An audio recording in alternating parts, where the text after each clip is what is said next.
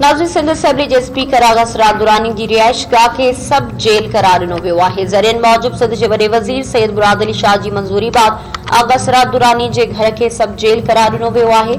ज़रियनि मूजिब घरू खातो थोड़ी देर खां पोइ आगा सिराज दुरानी जे घर खे सब जेल करार ॾियण जो नोटिफिकेशन जारी कंदो।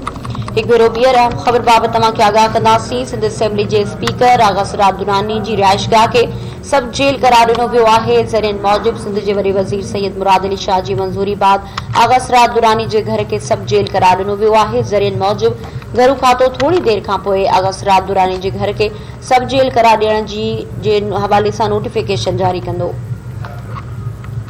इन बाबति अपडेट्स मालूम करण लाइ राब्तो कयो आहे कराची में धरती टीवी जे रिपोर्टर साग सरकी सां। जी साग। जी बिल्कुल सामा ॾिसो, स्पीकर सिंध असेंबली आहे आगा सिराज दुरानी, उनके घर के सब जेल करार ॾिनो वियो आहे, जंहिंमें वज़ीर आला सिंध जे हुकुम खां पोइ इहो जेको प्रोटेक्शन ऑर्डर आहे उहो कुछ देर खां पोइ जारी कयो वेंदो। ॿुधायो पियो त लांडी जेल में जेको मौजूद स्पीकर सिंध असेंबली, जिन्हनि खे उनके घर जेको अॼु राति जो कुछ देर खां पोइ रवानो कयो वेंदो, जिते उन्हनि जे घर के सब जेल करार ॾिनो वेंदो। ॿुधायो पियो त उते आगा सिराज दुरानी जी ज़िंदगी खे ख़तरो हुयो, तंहिंजे करे उन्हनि खे लांडी जेल मां जेको उन्हनि जी रिहाइशगाह ते जेको पुलिस जे ज़रिए आंदो वेंदो, तंहिंखां पोइ उन्हनि जी रिहाइशगाह खे सब जेल करार ॾिनो वेंदो।